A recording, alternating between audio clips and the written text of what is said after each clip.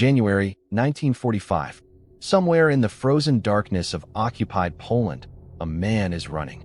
Not a soldier, not a refugee. A man who helped orchestrate the deaths of over 1 million people and lived just meters from the smoke. And now, he was afraid. This is the story of what happened to Rudolf Höss, the commandant of Auschwitz, after the fall of Nazi Germany. How he disappeared, how he was hunted, and how, in the end, justice found him. To understand what Rudolf Höss became after the war, you first have to understand what he was during it.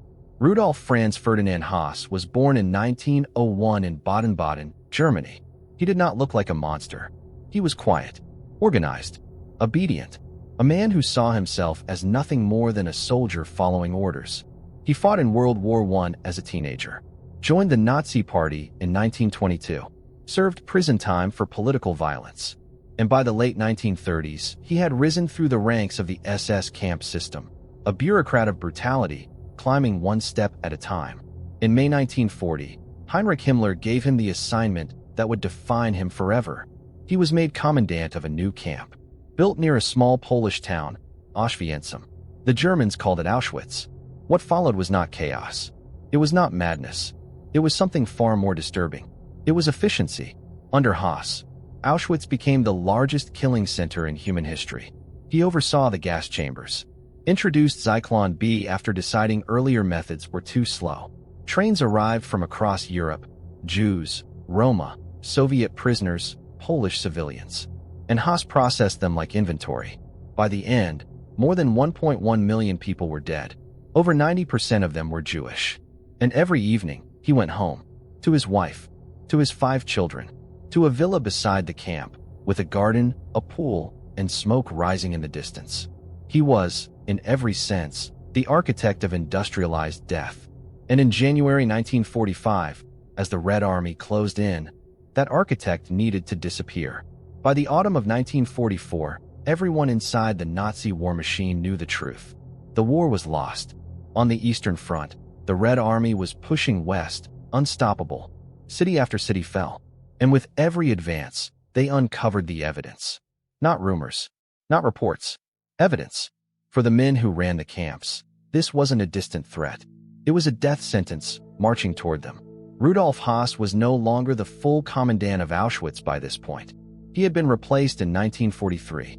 But in 1944, he came back for one final task.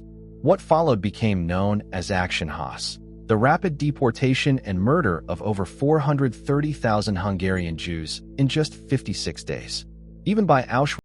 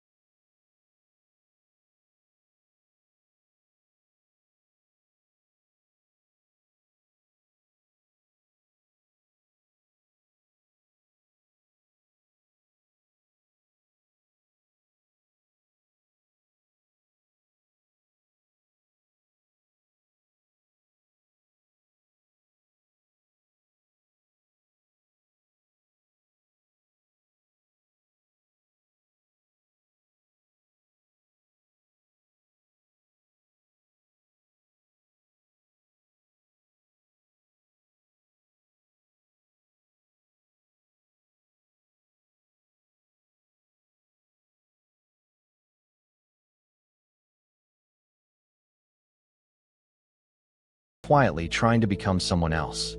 Höss obtained false papers, took a new identity, became Franz Lang, a simple farm worker, a nobody, a man with no past worth examining. For months, that's exactly who he appeared to be. He found work on a farm in Gottrapel, near Flensburg. He kept his head down, spoke little, worked the land with his hands that had signed death warrants for over 1 million people. He blended into rural life with unsettling ease. His wife Hedwig and their children stayed nearby, under assumed circumstances, keeping contact minimal. Meanwhile, the world was discovering Auschwitz. The Nuremberg trials began in November 1945. Göring, Ribbentrop, Hess, all in the dock. Evidence of the Holocaust laid bare for the world. Auschwitz, and with it, Rudolf Höss. The Allies were looking for him. British forces in Schleswig-Holstein had his name. Former SS officers were being rounded up across Germany.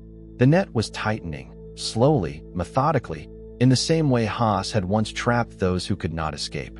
But through the autumn of 1945, the winter, into early spring 1946, Franz Lang kept farming. He believed he was safe, that chaos would swallow him, that the world was too busy to find him.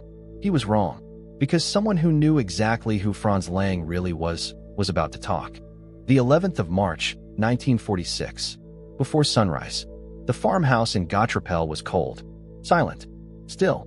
Moving through the darkness, quietly, deliberately, were British soldiers from the War Crimes Investigation Unit. They knew exactly who they were looking for.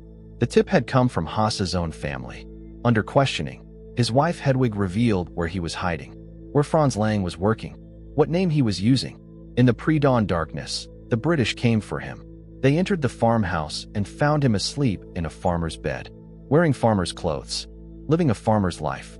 Rudolf Höss, former SS Obersturmbannführer, commandant of Auschwitz, architect of the largest murder operation in human history.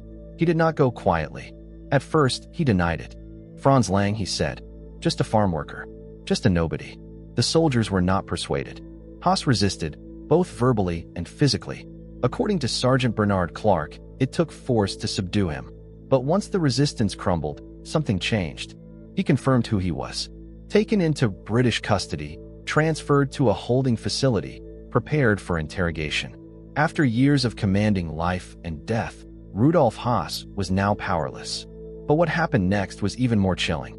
He did not clam up. He did not lawyer up. He did not perform remorse. Instead, he talked. Calmly. Precisely. In devastating detail.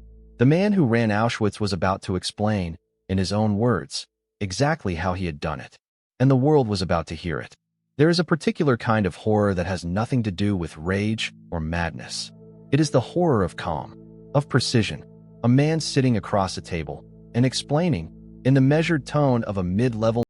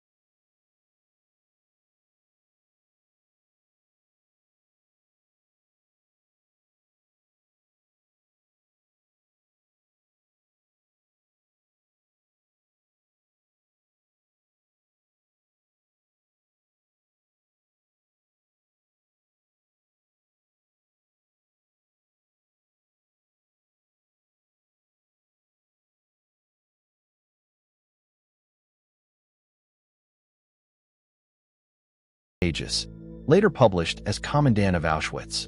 He reflected on his life, his career, his crimes. And yet, it all sounded ordinary. I was never cruel personally, he wrote. I was simply doing my duty.